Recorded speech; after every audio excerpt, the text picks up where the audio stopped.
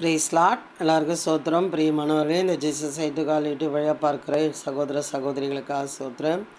பிரியமானவர்களே, இந்நாளிலே ஒரு வாக்குத்தத்தம் எனக்கு பல வருஷங்கள் முன்னாடி கொடுத்த வாக்குத்தத்தம். சங்கீதம் 32 எட்டாம் வசனத்தில் இந்த வசனம் என் வாழ்க்கையில் இதுவரைக்கும் செயல்பட்டு ஃபஸ்ட்டு வாக்கு தத்துவம் அப்படின்னு என் கரத்தை அவங்க இப்போ ஊழியக்காரை கையில் வாங்கினது ஃபஸ்ட்டு ஒரு அந்த வருஷத்தோட வாக்கு தத்துவம் என்று வாங்கினது முதல் நான் உனக்கு போதித்து நீ நடக்க வேண்டிய வழியை உனக்கு காட்டுவேன், உன்மேல் என் கண்ணை வைத்து உனக்கு ஆலோசனை சொல்லுவேன்.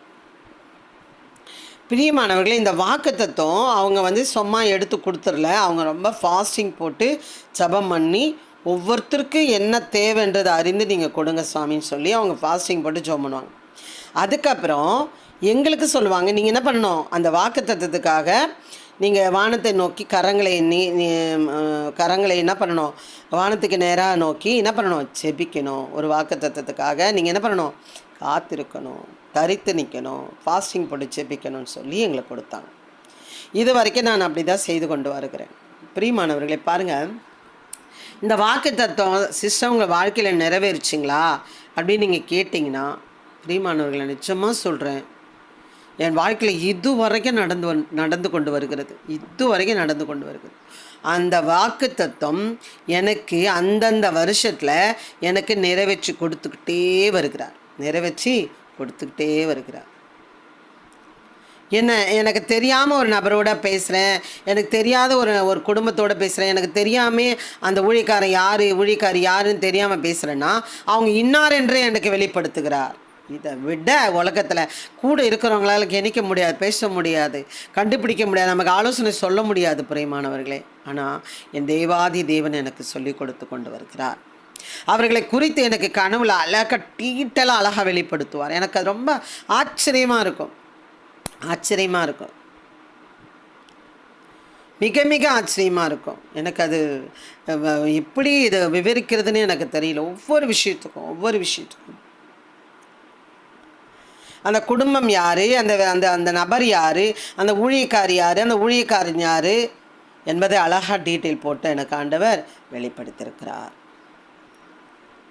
அதனால தான் தாவீது சொல்லுகிறார், நீங்கள் என்ன பண்ணுங்க, நான் உனக்கு போதித்து நீ நடக்க வேண்டிய வழியை உனக்கு காட்டுவேன், உன்மேல் என் கண்ணை வைத்து உனக்கு ஆலோசனை சொல்லுவேன்.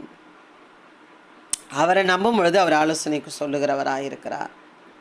பிரியமானவர்களே, பாருங்கள், இது வரைக்கும் செய்தார்ன்றதுக்கு நிறைய ஆதாரங்கள் இருக்குது, இது சாட்சிகள் இருக்கிறது. எனக்கு என்ன நான் சொல்லணும் அப்படின்னு பார்த்தீங்கன்னா, இது ஏற்கனவே சொல்லிட்டேன், ஆனாலும் எனக்கு என்ன பிரமிப்பாக இருக்குதுன்னு சொன்னிங்கன்னா, நான் ஒரு இடத்துல இடம் வாங்கினேன், பட்டா இடம் தான் வாங்கினேன், ரெஜிஸ்டர் பண்ணேன், பட்டா என் பேரில் வாங்கிட்டேன், எல்லாமே இருக்குது, ஓகே. ஆனால் அந்த இடத்த கொடுத்தவர் என் வழியில் போக விடாமல் என்னை ரொம்ப டார்ச்சர் பண்ணிட்டு கிட்டத்தட்ட 10 வருஷத்துக்கு மேலே நான் அவங்க வீட்டுக்குள்ளே போய் தான் அந்த இடத்த பார்க்கணும். ஏன்னா கொடுத்த வழியில் ஃபுல்லாக மரம், செடி, கொடி, அது பத்தாததுக்கு இப்போது சில வருடங்களாக வாழைத்தோப்பு வச்சுட்டார். அதில் வாழைத்தோப்பு வச்சுட்டு போகிற வழியிலேயே வாழைத்தோப்பு வச்சுட்டேன். நானும் கேட்டு எல்லாம் மரத்தெல்லாம் செலவு பண்ணி மரத்தெல்லாம் வெட்டி என்ன பண்ணிட்டேன், இந்த வாழைத்தோப்பை மட்டும் எடுத்துருங்கன்னா வழியில் நான் போக வர எனக்கு வேணும்னு சொல்லி கல் போட்டுட்டு வந்துட்டேன். கம்பி போடல, கல் போட்டுட்டு வந்துட்டேன். சொன்னார், நான் எடுக்க முடியாது, நீ ஆடிக்கு ஒரு வாட்டி அமாவாசைக்கு ஒரு வாட்டி வருவேன், நான் எடுக்கணுமா அப்படின்னு சொல்லி. அப்போ அந்த வேலி போட்டுட்டு நான் வந்துட்டேன், எல்லாம் போட்டுட்டு வந்துட்டேன். அந்த வேலியில் அவர் என்ன பண்ணாருன்னா, ஒரு கல்லை நோண்டிட்டு அந்த கல்லில் ஒரு அரை அடி கூட இருக்காது. அதை என்ன பண்ணுறாரு, கொஞ்சம் அடுத்த வச்சுட்டார். அடுத்தவங்க ஃப்ளாட்டில் என்ன பண்ணுறாரு, பல்ல எடுத்துட்டார், கொஞ்சம் ஒரு அரை அடி. நானும் பார்த்துட்டு தான் இருக்கேன், அண்ணா கரெக்ட் பண்ணி வைங்கண்ணா, சொமாருமா உனக்கு தெரியுமா உனக்கு அப்படி சொல்லி அவர் என்ன பண்ணுறார், கல்லை நட்டுட்டார். அந்த இடத்துக்கார் என்ன பண்ணிட்டாரு, அங்கே பார்த்துட்ருக்கார். இவங்களுக்குள்ளே சண்டை வருது. நான் சொல்கிறேன், ஆனால் கரெக்டாக வச்சுடுங்கண்ணா.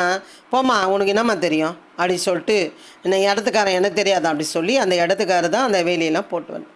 நான் வந்துட்டேன் பிரியமானவர்கள். ஒரு 6 மாதம் கழிச்சு ஒருத்தர் ஃபோன் பண்ணுறாரு எனக்கு, நீங்கள் என்ன பண்ணீங்க, என் இடத்துல வந்துட்டீங்க, நிறைய வந்துட்டீங்க. நான் சொன்னேன், என்ன சொன்னேன், நீங்கள் என்ன பண்ணுங்கள், உங்கள் இடத்துல எவ்வளோ வாங்கினீங்களோ கல்லை போட்டு கம்பி போட்டுருங்க, நான் கல்லை எடுத்துகிறேன். உங்கள் இடம் ஒரே ஒரு ஊசி நாட்டுற அளவு கூட எனக்கு வேண்டாம், யாரோட கஷ்டம் எனக்கு வேண்டாங்க, நீங்கள் போடுங்க அப்படின்னு.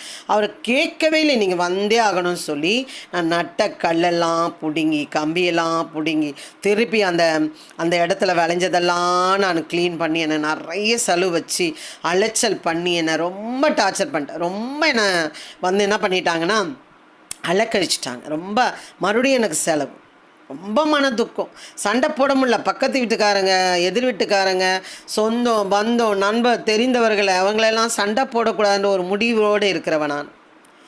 நம்ம நம்ம நம்ம அப்படி பண்ணக்கூடாது அப்படின்னு நினைக்கிறவ அப்போவே.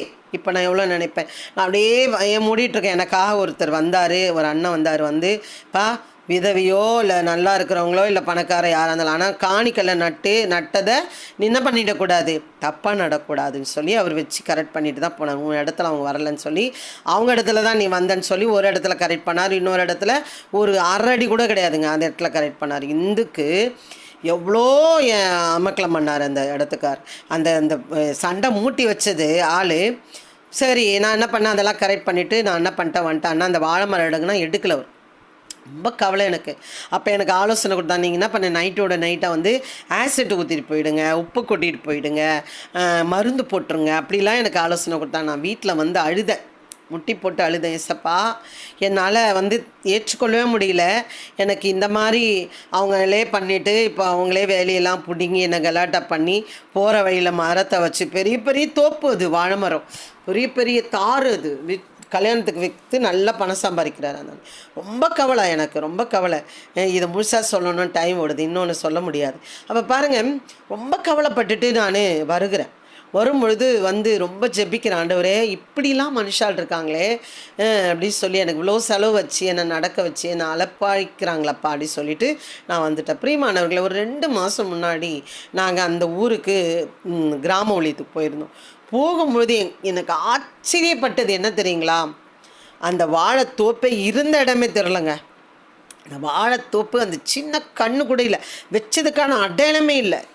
அப்புறம் அவங்க வீட்டில் போய் நான் கேட்கலான்னு போனால் அந்த குடும்பமே இல்லை பாருங்கள் பிரியமானவர்கள், அந்த குடும்பமே இல்லை. அப்போது அந்த பக்கமாக போய் பார்க்கும்போது என்னை இழுத்து சண்டை போட்ட வச்சு இவ்வளோ நஷ்டப்படுத்தினார். சொந்த பாரம்பரியமாக இருந்த குடும்பம், பல்ல தாத்தன் பூட்டன் அப்பன் பேரன் வரைக்கும் வாழ்ந்த குடும்பம், அந்த இடம், அந்த குடும்பமே அந்த இடத்த விற்றுட்டு அவங்க என்ன பண்ணிட்டாங்க, போயிட்டாங்க. பிரியமானவர்கள், எனக்காக செஞ்சார் நான் சொல்ல வரல. என்ன சொல்ல வருகிறேன் என்றால், நம்ம வந்து நமக்கு மனுஷன் துணை இல்லை, நமக்கு அம்மா அப்பா நமக்கு துணை இல்லை, கூட பெற்றது நமக்கு சப்போர்ட் இல்லை, நம்ம கூட பிறந்தது சப்போர்ட் பண்ணலை, நம்ம நிறைய நேரம் புலம்புகிறோம். நான் என்ன சொல்ல வருகிறேன் என்றால், ஆசிட் ஊற்றுன்னு சொன்னாங்க, ஆனால் அது என்ன நடந்ததுன்னே தெரியல, ஒரு மரமும் இல்லை. நல்லா என்ன பண்ணிச்சு, அந்த வழியில் ஒன்றுமே இல்லாமல் வழியாக இருக்கிறது. பிரியமானவர்களே, அந்த இடமெல்லாம் சுத்தமாக இருக்கிறது. எனக்கு விரோதமாக எழும்பினவங்க அந்த இடத்துல இல்லவே இல்லை. பிரியமானவர்களே, நான் வந்து என்ன சொல்கிறது எனக்கு ஒன்றுமே புரியல. அப்போ பாருங்கள், எனக்காக சண்டை போடுற ஒரு நபர் கூட இல்லை.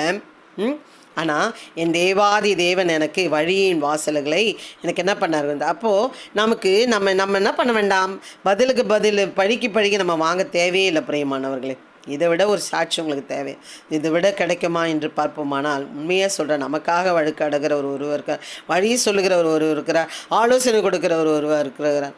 பணத்தை கொடுத்துட்டேன், வேலி பணத்தை கொடுத்துட்டேன், கம்பிலாம் நீ எப்படி காசு வாங்கிறேன் நான் பார்க்குறேன் அப்படின்னா, என் ஃப்ரெண்டு தண்ணியில் போட்ட மாதிரி நான் அழுகுறேன். ஏசப்பா இந்த மாதிரி அந்த ஆளை குறித்து சொல்கிறாங்களே அப்படின்னு சொல்லி.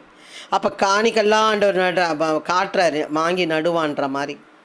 பிரியமானவர்களே பாருங்கள், அவர் அழகாக அதெல்லாம் நட்டுட்டு மிச்ச காசு என்கிட்ட 2000 2500 கொடுத்தார். பாருங்கள், நம்ம ஜெபிக்கும் போது ஆண்டவர் நமக்காக அவர் வழக்காடி ஆலோசனை சொல்லுகிறவராக இருக்கிறார். நமக்காக நம்ம சரியாக நடக்கிறதுக்கு நமக்கு போதிக்கிறாரா, அதன்படியே நம்ம போகும்பொழுது நமக்கு என்ன பண்ணுவார், சரியான ஆலோசனைகளை கொடுத்து, நல்ல ஆலோசனைகளை கொடுத்து ஜெயிக்க வைக்க வல்லவராக இருக்கிறார். நீங்கள் பெற்றுக்கொண்ட சாட்சிகள் ஏதாகினும் இருந்தால் கமெண்டில் சொல்லுங்கள். கர்த்தர் உங்களை ஆசீர்வதிப்பாராக. ஆமென். God bless you.